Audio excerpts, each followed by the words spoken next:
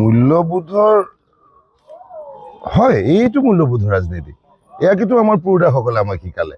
কলাগুৰু বিষ্ণুপ্ৰসাদ ৰাভা ডাঙৰীয়াই যেতিয়া নিৰ্বাচনী অভিযান চলায়, নিৰ্বাচনী প্ৰচাৰ অভিযানৰ পৰা উলটি আহি পেলাই তেওঁৰ বিৰুদ্ধে যিগৰাকী প্ৰতিদ্বন্দ্বী আছিলে কংগ্ৰেছ দলৰ বিজয় শৰ্মা ডাঙৰীয়া, প্ৰয়াত বিজয় শৰ্মা ডাঙৰীয়াৰ বাসগৃহত যায়। বাসগৃহত কৈ পেলাই কয় যে বিজয়, মই অমুক ঠাইকেইটা ঘূৰি আহিলোঁ, তোৰ কিন্তু অমুকত অলপ বেয়া হৈ আছে, তোৰ কিন্তু তমুকত যাবলগীয়া হৈ আছে, তই সেইকেইটা কৰিবি, মই তোক খালি এতিয়া খবৰটো দি গ'লোঁ। সেইদৰে প্ৰয়াত বিজয় শৰ্মা ডাঙৰীয়াও তেনেকৈ ঘূৰা পকা কৰি যিকেইটা এলেকা বিষ্ণুপ্ৰসাদ ৰাভাৰ হয় বুলি জানে, সেইবিলাক যদি এলেকাত তেওঁ গৈ পেলাই পাইছে যে অকণমান সেৰেঙা হৈছে নেকি, ইয়াত বিষ্ণুৰ অকণমান কথাটো কম হৈ আছে নেকি, পোনচাতে আহি পেলাই বাহিৰে বিষ্ণুপ্ৰসাদ ৰাভাৰ ঘৰত সোমায় আৰু কয় যে বিষ্ণু, তই কিন্তু অমুক এলেকাকেইটাতো ঠিক কৰিবলৈ যায়। এই আছিলে মূল্যবোধৰ ৰাজনীতি।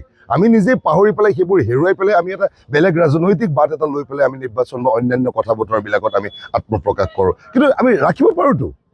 আমি এনেই ৰুচিহীন কথা কৈ আমি সমাজখন এটা স্কলিত ৰূপ দেখুওৱাতকৈ যদি ৰুচিবান মানুহৰ নিচিনাকৈ আমি কথা কওঁ আৰু আমি প্ৰতিদ্বন্দ্বিতা আগবঢ়াইছোঁ, ক'ত আগবঢ়াইছোঁ? আমি প্ৰতিদ্বন্দ্বিতা আগবঢ়াইছোঁ এখন ঐতিহ্যমণ্ডিত অসমৰ চহৰ তেজপুৰ। এই তেজপুৰত দুজন মানুহে যেতিয়া দুটা বেলেগ দলৰ পৰা আপোনাৰ প্ৰতিদ্বন্দ্বিতা আগবঢ়াবলৈ আহিব, মই ভাবোঁ গোটেই কথাটো দেখাই শুনাই সকলো কথাটো ৰুচিবান হ'ব লাগে, মানুহে ভাল পোৱা হ'ব লাগে।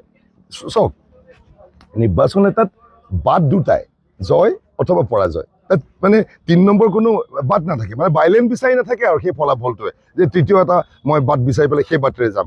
দুটাই কথা থাকিব, হয় জয় নহয় পৰাজয়। সেইটোতো অৱধাৰিত হ'বই। নাই, যুঁজ এখন নিৰ্বাচনটো ইয়াৰ আগলৈকে যেতিয়ালৈকে মূল্যবোধৰ ৰাজনীতিটো প্ৰকৃত অৰ্থত চলি আছিলে তেতিয়ালৈকে নিৰ্বাচনটোক যুঁজ বুলি কোৱা নাছিলে, নিৰ্বাচনটোক নিৰ্বাচন বুলি কৈছে। যেতিয়া নিৰ্বাচন যুঁজৰ পৰ্যায়লৈ আহিলে তেতিয়াতো যুঁজিবই লাগিব, আপুনি যুঁজিম, আমি জিকিম।